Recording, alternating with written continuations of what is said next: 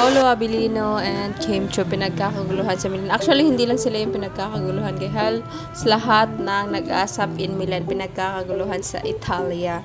So guys, ito yung rehearsal na Paolo and Kim Chiu para sa ASAP in Milan. Ayan. So, nag-ano pa sila, nagtatanungan sila kung ano yung meaning, ganun. Then, sabi ni Kim sa dulo, Mulsyo pala to, halika na Paolo. Then, tinawag na si Kim Chiu, guys. So, pakinggan nyo na lang yung sinasabi ni Kim tsaka ni Paolo, guys. Ready si TTO yung pictures and videos dito, guys.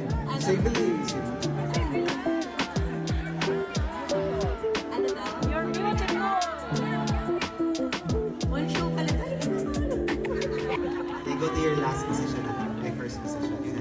Then, ito yung rehearsal pa din to, guys. Ayan, pinagkakaguluhan sila. Maraming gusto magpa-pictures, pero yung iba hindi na nga nakapagpa-picture kasi nga medyo pagod na ang Cora. Gusto na siguro mag-relax ng mga artista, guys. Kaya sa mga hindi nakapag-picture kay Kim or sa ibang artista, kay Kim, kay Paolo, pagpasensyahan nyo na po. Kasi nga, medyo pagoda kasi galing biyahe. Then, pagdating, nag-rehearse na, ganon. So, ayun lang guys, konting update lang po. Baka may magsasabi na naman na agawan version, ganon.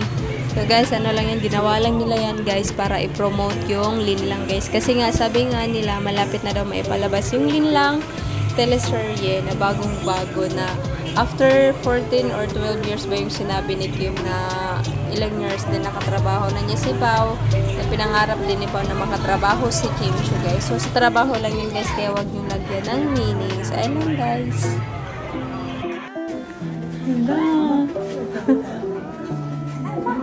Hindi na naman siya lang. Hindi na natin sila pala lumabas.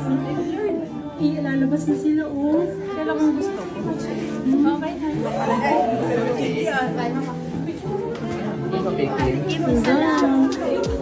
Okay.